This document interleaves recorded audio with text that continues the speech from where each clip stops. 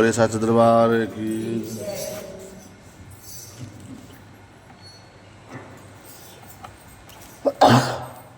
श्री माता बहनों, राधे राधे, राम राम।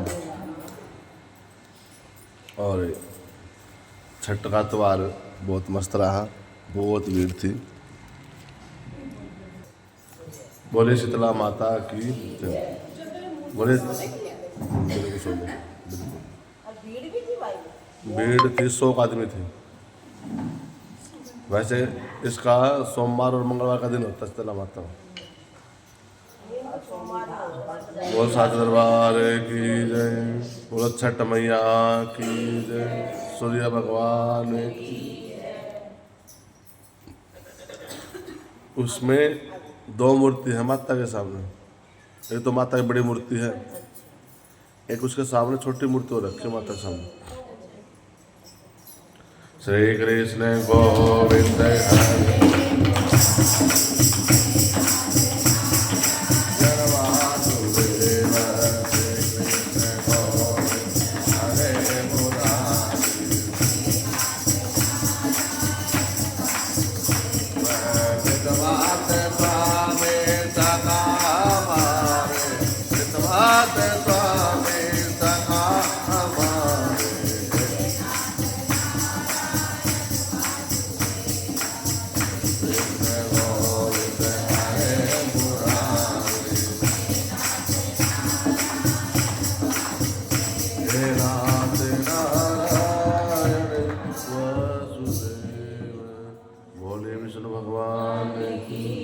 कार्तिक महात्म की भगत मंडली की। कार्तिक मास महात्म में 26वां अध्याय। नारद जी ने कहा, देवगुणों को ऐसे वचन सुनकर के धर्मदत्त ने कहा,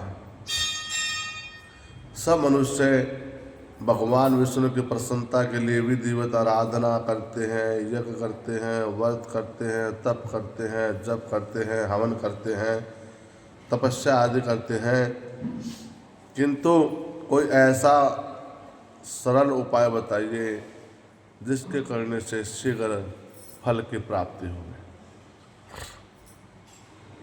गणों ने कहा, हे द्विज श्रेष्ठ, आपका प्रश्न बहुत श्रेष्ठ है, बहुत अच्छा है। हमें भगवान विष्णु को प्रसन्न करने के लिए एक सुंदर इतिहास बताते हैं, उस इतिहास को ध्यान से सुनना। इतिहास किस किस का है पता है? एक राजा का है और एक ब्राह्मण का है। एक भक्ति का है, एक अहंकार का है। हमें जो भी कुछ देते हैं ना, हमें उसका दिखावा नहीं करना चाहिए। दिखावा किया है तो स्वापात दास से ज़्यादा फल खत्म हो गया। मैंने दिया है, मैंने किया है, मैंने सब तो आना ही नहीं चाहिए कहीं भी। यही इस कथा में बताया गया है, ध्यान से सुनना। प्राचीन काल में कांचीपुरी एक नगरी थी, जिसमें एक चक्रवर्ती राजा राज करता था। उस राजा का नाम था चोल। उसे देश का नाम भी चोल प्रसिद्ध हुआ। राजा चोल के राज्य में कोई भी प्राणी दरिद्र नहीं था, दुखी नहीं था, न पापी था, न रोगी था। राजा भी बहुत दयावान था, सुशील था और प्रजा के लिए प्राण देने के लिए तैयार रहता था। यह सब राजा के यज्ञों का प्रभाव था। ताम्रपर्णी नदी के किनारे सोने के यज्ञ स्तंभ सुशोभित हो रहे थे। हे द्विज श्रेष्ठ, एक दिन वह राजा भगवान विष्णु जी के पास गए और राजा ने भगवान जो विष्णु थे वह शेष शैया पर योग निद्रा में सो रहे थे। राजा ने उनकी मणियों से, मोतियों से, सोने के दिव्य फूलों से साष्टांग प्रणाम किया और उनके चरणों के पास जाकर के बैठ गए। थोड़ी देर बाद जाकर देखता है कि एक उसी नगरी का विष्णुदास नाम का ब्राह्मण उस भगवान विष्णु जी के पास है। उनको आता देख करके विष्णुदास ने भगवान की पूजा की और तुलसी जल से भगवान का पूजन किया और विष्णुदास ने वहाँ आकर के विष्णु सूक्त के मंत्रों से भगवान को स्नान करा करके तुलसी के दल से, मंजरी से जो उसने सोने के वे चढ़ा रखे थे ना फूल फाल, वह सब कुछ ढक दिया।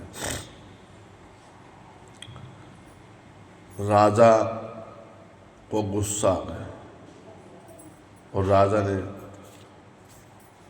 उसको कहा, अरे मूर्ख, ढोंगी, पापी, तुमने ये क्या कर दिया है? जो मेरी हुई चढ़ाई हुई मणि, मोतियों और फलों से तूने सब कुछ ढक दिया है। तो भला भक्ति करना कैसे जाने? तूने मेरे किए हुए विचित्र श्रृंगार को बिगाड़ दिया है। राजा की बात सुनकर के विष्णुदास को भी गुस्सा आ गया और राजा का गौरव को तुच्छ समझकर कहने लगा, हे राजा ने, भक्ति करना तो तुम भी नहीं जानते हो। तुमको अपने धन का घमंड है, अहंकार है।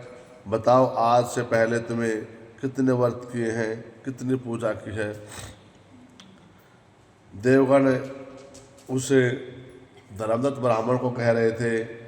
ब्राह्मण के वचन सुनकर के राजा ने अहंकार में हंसकर कहा, हे विपर, भगवान की भक्ति के अभिमान यदि तू ऐसी बात कर रहा है तो मैं तुम्हें पूछता हूँ,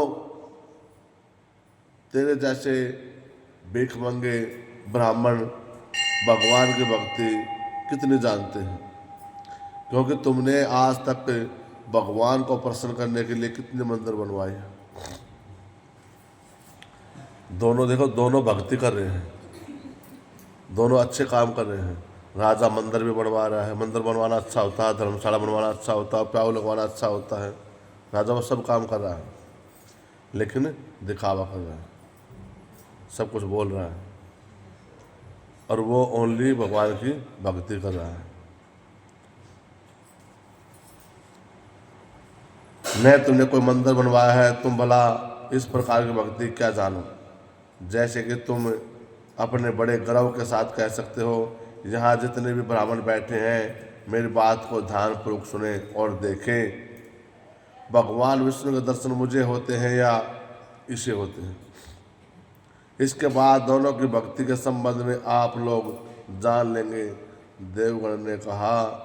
ऐसा कहकर के राजा अपने महल को चला गया और जाकर उसने अपने पुरोहित मुदगिल आचार्य को बुला करके यज्ञ करने आरंभ कर दिए। उसने उस यज्ञ में अनेकों ऋषि महर्षियों को बुलाया, बहुत सा दान दिया, नगद दी, दक्षिणा दी। जो यज्ञ पहले ब्रह्मा आदि ने किए थे वो यज्ञ उस राजा ने शुरू कर दिया। देखो, ये चीज़ें करने से भगवान जल्दी प्रसन्न होते हैं, ऐसी बात नहीं है। लेकिन कोई भी काम करते हैं तो हमारे अंदर अहंकार की भावना नहीं होनी कि मैंने भंडारा कर रखा है। अब कोई कह दे भंडारा किसने किया है, मैं कहूँ मैंने किया है, उस भंडारे का जो दफड़ा वो खत्म हो जाता है। इसलिए ये बोलना चाहिए भगवान का प्रसाद है भाई, भगवान ने कर रखा है, भगवान की कृपा है। इस प्रकार उधर जो विष्णुदास ब्राह्मण था वो मंदिर में रह करके ही भगवान को प्रसन्न करने के लिए व्रत इत्यादि करने लगा। भगवान के प्रसन्नता के लिए उसने माघ मास का व्रत किए, तुलसी वन में एकादशी के को भगवान विष्णु के 12 अक्षर मंत्रों का जाप करता रहा। वह ब्राह्मण को भगवान को प्रसन्न करने के लिए मंदिर में गायन करता, नृत्य करता, भजन कीर्तन करता, भूमि पर सोता और हर समय भगवान विष्णु का ही ध्यान करता था। सब प्राणियों में समदृष्टि से भगवान को देखता था। उसने भगवान को प्रसन्न करने के लिए कार्तिक मास के व्रत भी किए, उनको नियमों का पालन किया, उद्यापन किया। इस प्रकार राजा और ब्राह्मण विष्णुदास को आराधना करते करते बहुत समय बीत गया। बोलो विष्णु भगवान की जय। श्रीमन नारायण नारायण श्रीमन नारायण और श्रीमन नारायण नारायण नारायण। बोलो विष्णु भगवान की जय। कार्तिक मास महात्म्य 26वां अध्याय संपन्न। बोल साचे दरबार की जय।